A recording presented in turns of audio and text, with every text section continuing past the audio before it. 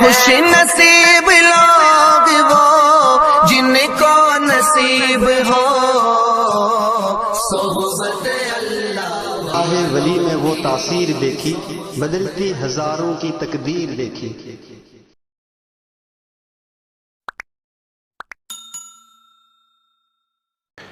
الحمد للہ کفا وسلام علی عباده الذین اصطفى اما بعد فاعوذ باللہ من الشیطان الرجیم بسم اللہ الرحمن الرحیم وَأَذِّن فِي النَّاسِ بِالْحَجِّ يَأْتُوكَ رِجَالًا وَعَلَى كُلِّ ضَامِرٍ يَأْتِينَ مِنْ كُلِّ فَجٍّ عَمِيقٍ وقال تبارك وتعالى وَأَذَّنَ مُؤَذِّنٌ أَيَّتُهَا الْعِيرُ وَإِنَّكُمْ لَسَارِقُونَ وقال النبي صلى الله عليه وسلم من صام رمضان ثم أتبعه ستا من صوال كان كصيام الدهر أو كما قال عليه الصلاة والسلام اللهم صل على محمد وعلى آل محمد كما صليت على إبراهيم وعلى آل إبراهيم إنك حميد مجيد اللهم بارك على محمد وعلى آل محمد كما باركت على إبراهيم وعلى آل إبراهيم إنك حميد مجيد۔ معزز علماء کرام، برادران اسلام، بھائیوں اور دوستو، ہم لوگ شوال کے مہینے میں داخل ہو چکے۔ علماء نے ایک مسئلہ یہ بھی بیان کیا ہے کہ ہم لوگوں نے رمضان المبارک کے مہینے کے اندر روزہ رکھا، امام کے پیچھے تراویح پڑھی، زکوٰۃ بھی ادا کیے، صدقہ فطر بھی ادا کیے، قرآن کریم کی تلاوت بھی کی، انسان اپنے حیثیت سے جو بھی ہوا اعمال کیا۔ لیکن ایک سوال یہ ہوتا ہے کہ اس کی کچھ علامت بھی ہے کہ اللہ نے ان کے اعمال کو رمضان میں قبول کر لیا۔ کیسے پتہ چلے گا کہ ہم نے جو رمضان المبارک کے مہینے کے اندر اعمال کیے ہیں اللہ نے اسے قبول کیا ہے یا نہیں کیا؟ یہ تو کوئی انسان بتا ہی نہیں سکتا اللہ کے علاوہ۔ ہاں، البتہ کچھ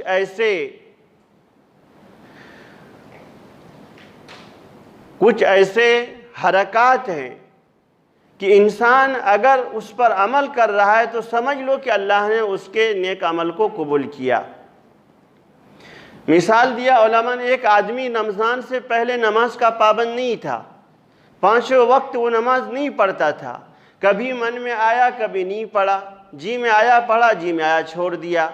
اب اس نے رمضان المبارک کے مہینے کے سامنے سچی پکی توبہ کی کہ یا اللہ میرے گناہوں کو معاف کر دے، میں آئندہ 5 وقت کی نماز پڑھوں گا۔ اب اس نے سچی پکی توبہ تو کی تھی، لیکن جیسے ہی رمضان المبارک کا مہینہ ختم ہوا، جیسے ان کے حالات پہلے کے تھے وہی حالات اس کی آ گئی۔ جی میں آیا نماز پڑھا، جی میں آیا چھوڑ دیا۔ ایک آدمی شریعت کے مطابق لباس نہیں پہن رہا تھا، وہ اللہ سے دعا کی یا اللہ میرے اس گناہ کو معاف کر دے، اب آئندہ ایسا گناہ نہیں کروں گا۔ اب جیسے ہی رمضان ختم ہوا شریعت کے خلاف وہ لباس پہن رہا ہے۔ ایک آدمی کے چہرے کے اوپر داڑھی نہیں تھی، اس نے توبہ کی پکا سچی پکی توبہ کی، یا اللہ میں رمضان کے بعد بھی اپنے چہرے پر سنت رسول سجاؤں گا۔ جیسے ہی رمضان کا مہینہ ختم ہوا بس وہی حالت۔ تو اللہ والے فرماتے ہیں کہ اگر اس نے سچی پکی توبہ کی ہوتی تو یہ علامات تھی کہ گناہوں سے بچ جاتے۔ اصل حقیقت تو اللہ ہی کو معلوم ہے کہ کس کے عمل کو اللہ نے قبول کیا نہیں کیا۔ یہ بعض ایسے علامات بتلائے اللہ والے کہ اگر ہم نے جو توبہ کی ہے اور رمضان کے بعد بھی اس توبہ کے اوپر سچی پکی توبہ کر کے عمل کرتے رہے اور گناہوں سے بچتے رہے تو ہو سکتا ہے کہ اللہ نے اس کے عمل کو قبول کر لیا ہو۔ ورنہ فرض ایک آدمی رمضان کے روزے رکھتا ہے، فرض ادا ہو جائے گا۔ تو دعا کرے کہ اللہ تبارک و تعالی ہم لوگوں نے جو رمضان المبارک کے مہینے کے اندر اعمال کیا اللہ تعالیٰ اس کو قبول فرمائے۔ قبولیت میرے بھائیوں اور دوستو، اللہ سے قبولیت کی دعا کرتے رہنا چاہیے۔ ابھی جو آیت کریمہ میں نے تلاوت کی، آج کے زمانے میں کہ اذان کا مسئلہ چلا ہوا ہے، اور بعض علماء نے فرمایا کہ مسلمان کو پتہ ہی نہیں کہ اذان کیا ہے۔ اگر آپ سے سوال کیا جائے کہ حضور اکرم صلی اللہ علیہ وسلم کے زمانے میں کتنے مؤذن تھے، ان کے نام بتاؤ، تو آدمی چونکتا ہے۔ حضور اکرم صلی اللہ علیہ وسلم کے زمانے میں جو اذان کے کلمات کہنے پر صحابہ متعین تو اس کے کیا نام ہے؟ اذان کی ابتدا کہاں سے ہوئی؟ جمعہ کے دن ہم لوگ 2 نماز کی اذان دیتے ہیں، اس کی دوسری اذان کی ابتدا کب سے ہوئی؟ اذان کے کلمات کے اندر کیا اس کے معنی، اللہ نے اس کے اندر کیا طاقت اور قوت رکھی ہے؟ تو میرے بھائی اور دوستو، بہت سارے مسائل ہیں۔ اگر مسلمان اس پر عمل کرتا تو اللہ کی عظمت اور اس کی بڑائی اس کے دلوں کے اندر آ جاتی۔ علماء نے فرمایا کہ اذان کے معنی خبر دینے کے، اطلاع دینے کے ہے، لیکن اصطلاح شریعت میں علماء نے فرمایا کہ مخصوص الفاظ کے ذریعے سے، یعنی جو اذان کے کلمات ہیں، مخصوص الفاظ کے ذریعے سے اوقات متعینہ کے اندر اذان دے کر کے لوگوں کو اطلاع کرنا۔ جو ظہر کا وقت متعین ہے، عصر کا وقت متعین ہے، مغرب کا، عشاء کا، فجر کا، اس کے اندر لوگوں کو اطلاع دینا، یہ اذان کے کلمات کے ذریعے سے۔ علماء نے فرمایا کہ حضور اکرم صلی اللہ علیہ وسلم کی مکی زندگی، وہاں تو اذان کا رواج تھا ہی نہیں۔ چند گنے چنے صحابہ کرام رضوان اللہ تعالیٰ علیہم اجمعین ایمان لائے تھے، لیکن اذان کے بغیر نماز ہوتی تھی۔ کچھ متعین وقت کے اندر صحابہ جمع ہو جاتے تھے، لیکن اللہ کے رسول جناب کریم صلی اللہ علیہ وسلم جب مدینہ منورہ گئے اور سن 1 ہجری کے اندر جب پہنچ گئے اور مسلمانوں کی تعداد بھی بڑھ گئی، جوک در جوک مسلمان صحابہ ایمان میں داخل ہونے لگے اور مسجد نبوی کی تعمیر ہوئی، تو صحابہ کرام کو فکر ہوا کہ اب صحابہ کرام رضوان اللہ تعالیٰ علیہم اجمعین کو بیک وقت نماز کے وقت کیسے جمع کیا جائے۔ تو حضور اکرم صلی اللہ علیہ وسلم نے صحابہ سے مشورہ کیا کہ اس کے بارے میں کیا کیا جائے۔ بعض صحابہ نے یہ رائے دی کہ آگ جلا دی جائے، تو اس کے دھوئے کو دیکھ کر کے لوگ جمع ہو جائیں گے۔ اللہ کے رسول جناب کریم صلی اللہ علیہ وسلم نے یہ رائے پسند نہیں کی۔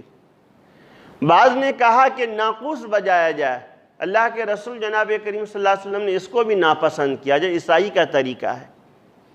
یہودیوں کے طریقے کے بارے میں اس کو بھی اللہ کے رسول جناب کریم صلی اللہ علیہ وسلم نے ناپسند کیا۔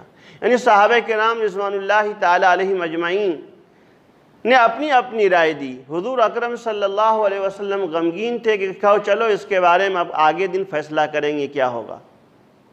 اسی روز حضرت عبداللہ بن زید رضی اللہ تعالیٰ عنہ، یہ صحابی ہیں، وہ فرماتے ہیں کہ مجلس سے گھر میں آنے کے بعد ایک فکر تھی مجھ کو لاحق، کس کے بارے میں کیا کیا جائے۔ تو حضرت عبداللہ بن زید رضی اللہ تعالیٰ عنہ فرماتے ہیں کہ میں جیسے ہی رات کو سویا، بالکل گہری نیند بھی وہ نہیں تھے، سونے کے بعد ایک شخص آ کر کے اذان کے کلمات اس کو بتلائے، جو اذان ہم دیتے ہیں اذان کے کلمات اس کو بتلانے کے بعد صبح ہوتے ہی اللہ کے رسول جناب کریم صلی اللہ علیہ وسلم کی خدمت میں حاضر ہوئے، اور حاضر ہونے کے بعد نبی پاک علیہ السلام سے فرمایا کہ اللہ کے رسول جناب کریم صلی اللہ علیہ وسلم میں نے خواب کے اندر یہ کلمات آج دیکھے ہیں۔ کوئی بتانے والا بتا رہا تھا، تو حضور اکرم صلی اللہ علیہ وسلم نے فوراً حضرت بلال رضی اللہ تعالیٰ عنہ سے فرمایا کہ حضرت عبداللہ بن زید جو الفاظ کہے اونچی آواز میں تم اس کو آواز سے کلمات کہو۔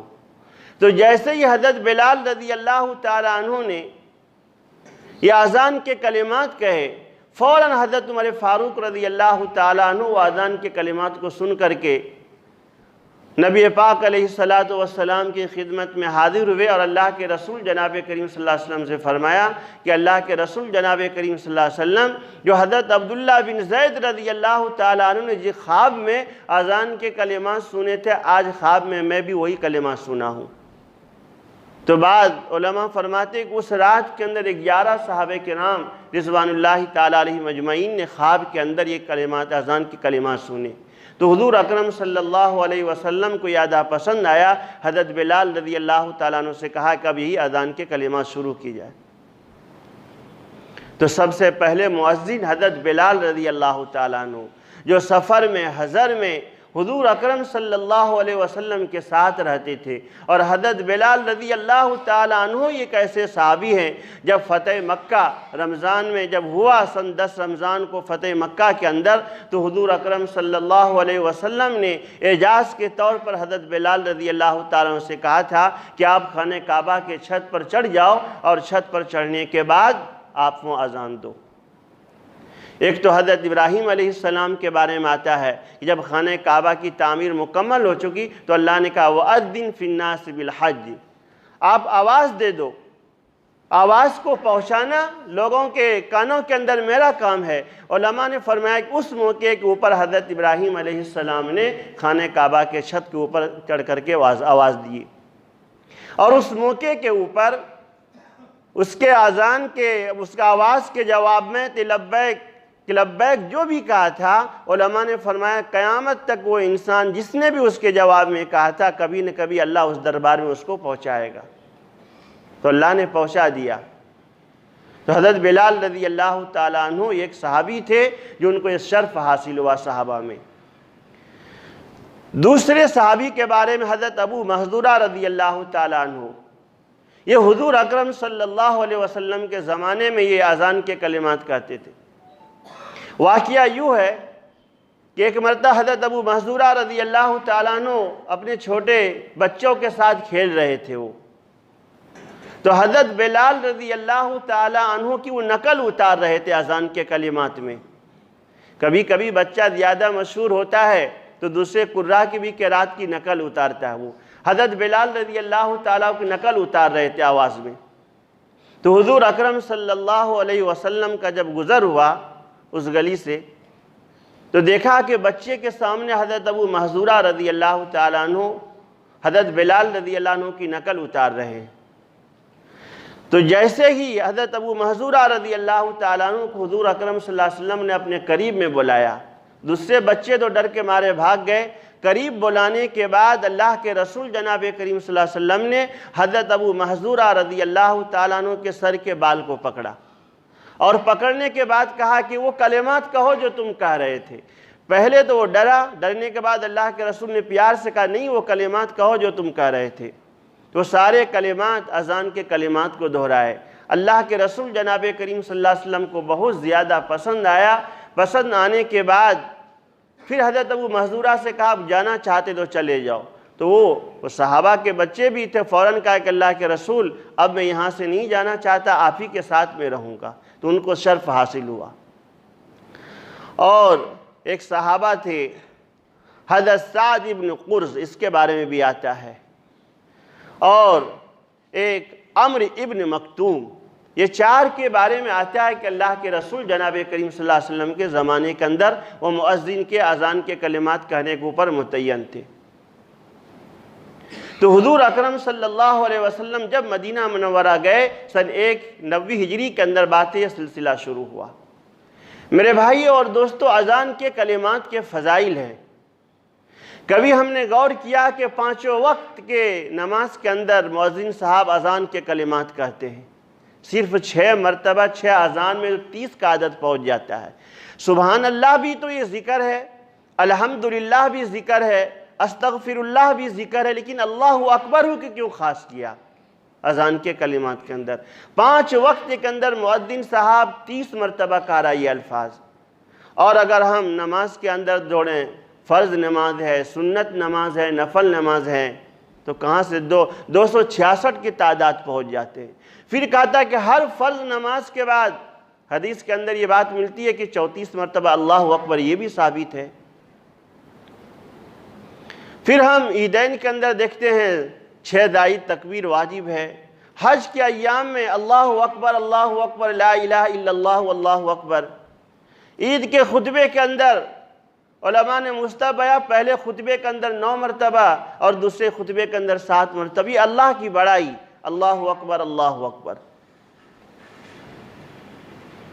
تو میرے بھائیو اور دوستو، علماء فرماتے ہیں کہ اذان کی عظمت ہمارے دلوں کے اندر ہونی چاہیے، لیکن آج ہمارا یہ حال ہے کہ اذان کے کلمات سن کر کے ہماری ایسی حالت ہو جاتی ہے، اللہ معاف کرے، مسجد کے سامنے نوجوان طبقہ بیٹھا رہتا ہے عشاء کے وقت اور موبائل چالو ہے، ذرہ برابر بھی اس کو احساس نہیں ہوتا کہ میں کیا کر رہے ہیں۔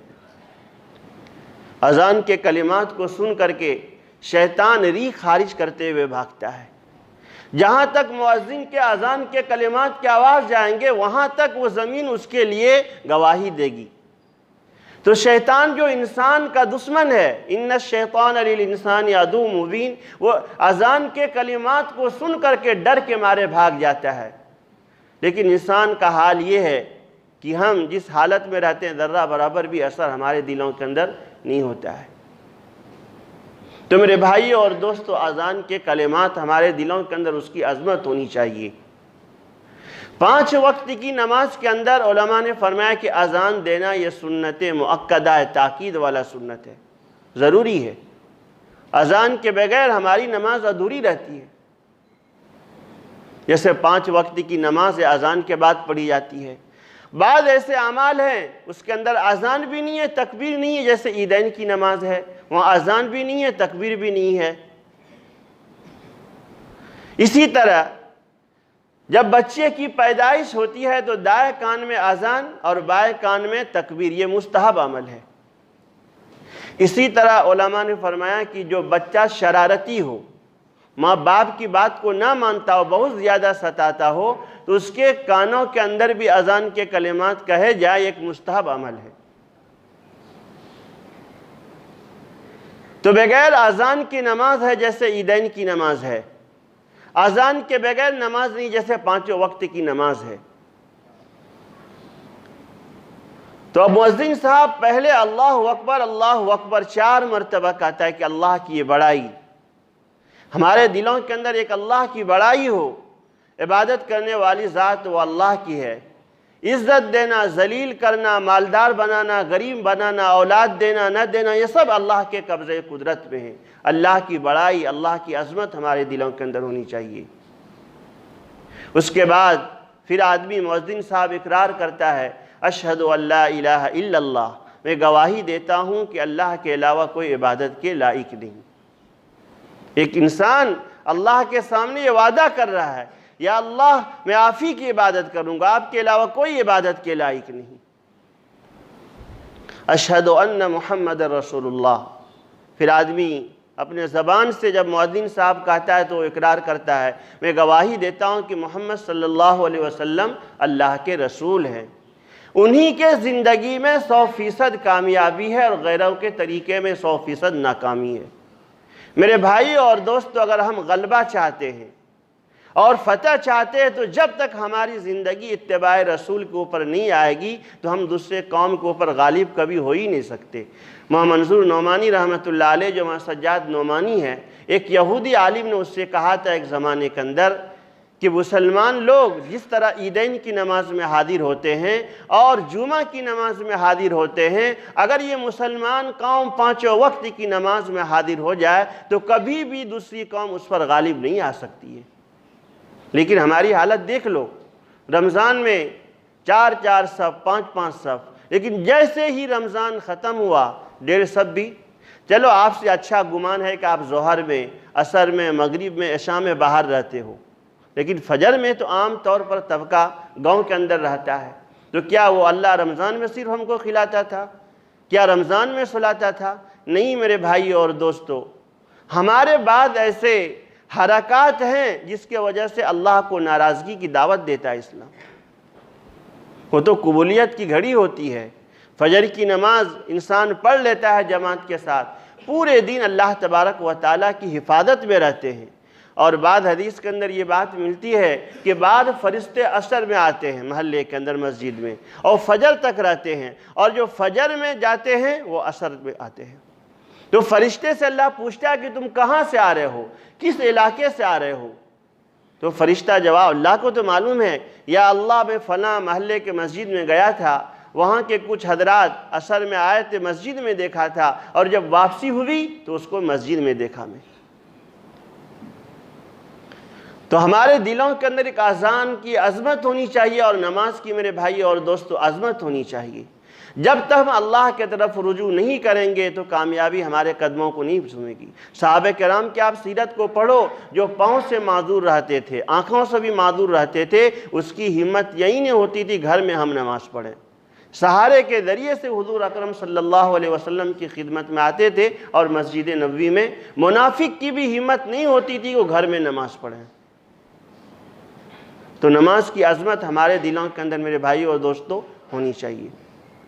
تو ایک آدمی اشہد ان محمد رسول اللہ کہہ کر کے مؤذن صاحب گواہی دیتا ہے کہ محمد صلی اللہ علیہ وسلم اللہ کے رسول ہیں۔ حی علی الصلاۃ، آؤ نماز کی طرف۔ علماء نے مثال دیا کہ ایک آدمی، ایک مالدار آدمی آپ کو 5 مرتبہ اپنے گھر میں دعوت دے کہ میرے گھر میں آپ آ جاؤ، آپ کی مہمانی ہے۔ اگر آپ نہیں جاؤ گے تو مالدار کیا سمجھے گا انسان کو کہ اچھا انسان نہیں ہے، میں اس کو پیار محبت سے دعوت دے رہا ہوں، اپنے گھر میں 5 وقت بلانے کے لیے بھیجا، وہ آنے کے لیے تیار نہیں، کیسا برا انسان ہے۔ تو 5 وقت اللہ تبارک و تعالی ایک ایمان والے کو اپنے گھر میں بلا رہا ہے، آؤ نماز کے طرف، آؤ نماز کے طرف۔ لیکن ہماری کیا حالت ہوتی ہے؟ چوراہے کے اوپر بیٹھے ہوئے ہیں، بعض نوجوان تو اتنا بےحس ہوتا ہے کہ اذان کے کلمات کو سن کر کے راستے میں گیم کھیلنے موبائل کے اوپر بیٹھا رہتا ہے، اس کو احساس ہی نہیں ہو رہا کہ مؤذن صاحب نے کیا کہا، کیا وقت۔ ہمارا ایمان تو کم سے کم اتنا ہو جائے کہ ہم مؤذن صاحب کے اذان کے کلمات کو سن کر کے ہم مسجد میں تو کم سے کم آنے والے بن جائیں، 5 وقت کی نماز تو پڑھ لیں۔ قبول کرنا نہ کرنا یہ اللہ کے ہاتھ میں۔ اگر ہماری یہ حالت نہیں ہو رہی ہے، 5 وقت کی نماز پڑھنے کے لیے ہم اللہ کے گھر میں نہیں آ رہے ہیں، تو میرے بھائی اور دوستو پھر تو ہماری ایمان کی فکر کرنے کی ضرورت ہے۔ آؤ نماز کے طرف، حی علی الفلاح، آؤ کامیابی کے طرف۔ کامیابی کہاں ملے گی؟ نماز کے ذریعے سے۔ آدمی چاہے تجارت کر لے، اعلیٰ عہدے پر پہنچ جائے، اس کو کما حق کہو، پوری کامیابی اس کے اندر نہیں ملنے والی ہے۔ کامیابی تو اللہ کے گھر میں آ کر کے نماز کے ذریعے سے اس کو ملنے والی ہے۔ آؤ کامیابی کے طرف۔ پھر آخر کے اندر اللہ اکبر، اللہ اکبر، اللہ سب سے بڑے ہیں، اللہ سب سے بڑے ہیں، لا الہ الا اللہ، اللہ کے سوا کوئی معبود نہیں۔ یہ روزانہ 5 وقت ہمارے کانوں کے اندر یہ الفاظ پڑھتے ہیں۔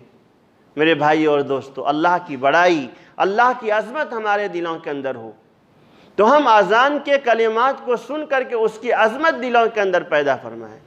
حضرت امام احمد بن حنبل رحمۃ اللہ علیہ بہت بڑے عالم تھے، جنہوں نے قرآن کریم کے خاطر بڑی قربانیاں دی ہیں۔ جب ان کا انتقال ہوا تو انتقال ہونے کے بعد اس کے گھر کے قریب ایک لوہار رہتا تھا، حداد، جو لوہے کو گرم کر کے چھری وغیرہ بناتے تھے، اس کا کام تھا یہ۔ جب اس حداد کا لوہار کا انتقال ہوا تو اسی زمانے میں کسی اللہ والے نے خواب میں دیکھا کہ لوہار جس مقام پر حضرت امام احمد بن حنبل رحمۃ اللہ علیہ ہے، اسی مقام کے اوپر وہ بھی پہنچ گیا، اس کے رتبہ کے اوپر۔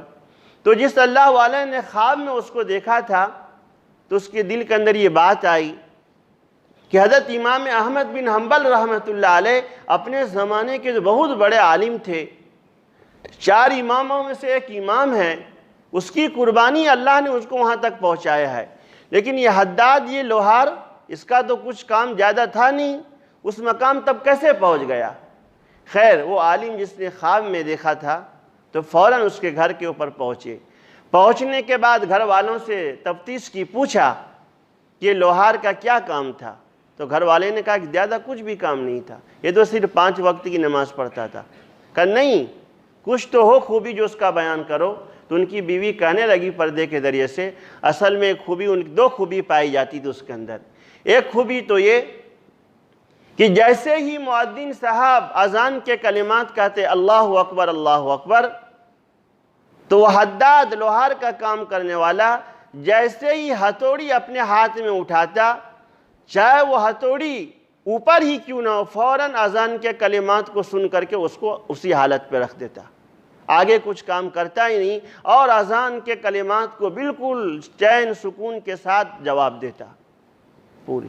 ایک عادت وہ یہ تھی، اور اذان کے کلمات کو سن کر فوراً مسجد میں آ کر کے پابندی کے ساتھ نماز پڑھ لیتے تھے۔